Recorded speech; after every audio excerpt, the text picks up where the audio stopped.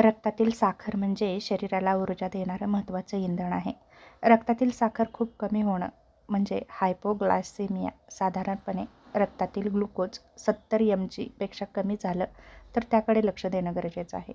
विशेषतः मधुमेहासाठी इन्सुलिन किंवा काही औषधे घेणाऱ्या व्यक्तींसाठी ही समस्या जाणवू शकते. पहिलं महत्त्वाचं लक्षण दिसतं म्हणजे अचानक घाम येतो. कारण नसताना थंड घाम येतो आणि हे सुरुवातीच्या लक्षणांपैकी एक आहे. हातपाय थरथरतात. शरीर ग्लुकोज कमी झाल्यावर त्याची भरपाई करण्यासाठी काही हार्मोन्स सोडतं. त्यामुळे कंप, थरथर किंवा अस्वस्थता जाणवू शकते. दुसरं म्हणजे खूप भूक लागते. अचानक खूप भूक लागते. काहीतरी गोड खावंसं वाटतं. दुसरं महत्त्वाचं म्हणजे चक्कर येते, अशक्तपणा जाणवतो. मेंदूला पुरेसा ग्लुकोज न मिळाल्यामुळे चक्कर, कमजोरी आणि उभे राहिल्यावर अस्थिर वाटू शकतं. हृदयाची धडधड वाढते.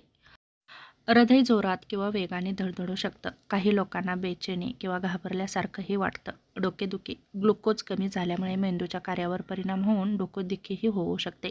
दृष्टी धूसर होते. साखर कमी झाल्यामुळे लक्ष केंद्रित करण्यात अडचणी निर्माण होऊ शकतात. चिडचिड वाढते. मूडमध्ये बदल होतात. गोंधळलेली स्थिती निर्माण होऊ शकते. लक्ष केंद्रित करण्यात अडचणी निर्माण होतात. बोलण्यात अडचणी निर्माण होतात. साखर अधिक कमी झाल्यावर शब्द स्पष्ट उच्चारता येत नाहीत. बोलणं विस्कळीत होतं. साखर खूपच कमी झाल्यावर काय होऊ शकतं तर रक्तातील ग्लुकोज अत्यंत कमी झाल्यावर मेंदूवर गंभीर परिणाम होऊ शकतात. तीव्र गोंधळ निर्माण होऊ शकतो. चालताना तोल जाऊ शकतो. वागण्यात बदल होतात किंवा खूप झोप लागते. शुद्ध हरपते. झटके येतात. कोमामध्येही जाऊ शकतो. जर उपचार नाही मिळाले लवकर तर जीवाला धोकाही निर्माण होऊ शकतो. साखर कमी होण्याची सामान्य कारणं म्हणजे मधुमेहाच्या रुग्णांमध्ये ही लक्षणे जास्त दिसून येतात. जसं की इन्सुलिन किंवा काही मधुमेहाची औषधे जास्त घेणं, जेवण उशिरा करणं किंवा जेवण चुकवणं, नेहमीपेक्षा जास्त व्यायाम करणं, खूप वेळ उपाशी राहणं, मद्यपान करणं, आजारपणामुळे आहार कमी होणं, काही औषधांमधील परस्पर परिणामही होऊ शकतात. किडनी किंवा यकृताच्या काही आजारांमध्येही धोका वाढू शकतो. साखर कमी झाल्याची शंका आली तर काय करावं? व्यक्ती शुद्धीत आहे का हे नीट पाहावं.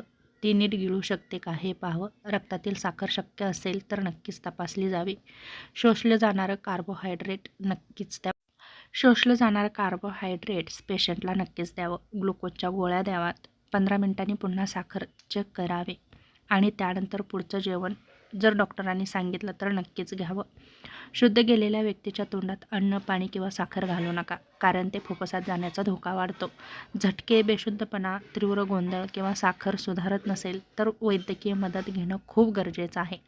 साखर कमी होणं हे स्वतःचं निदान करण्यासारखं लक्षण नाही.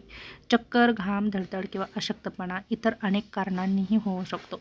वारंवार असं होत असेल तर रक्तातील साखरेची नोंद ठेवून डॉक्टरांशी योग्य तो सल्ला घेऊन योग्य तो औषध उपचार जर करून घेतला तर नक्कीच आपल्या तब्येतीमध्ये फरकही पडू शकतो आणि योग्य उपचार घेतल्यानंतर सगळ्या गोष्टी व्यवस्थितही होऊ शकतात. यासाठी दुर्लक्ष न करता तातडीने वैद्यकीय मदत घेणं खूप गरजेचं आहे.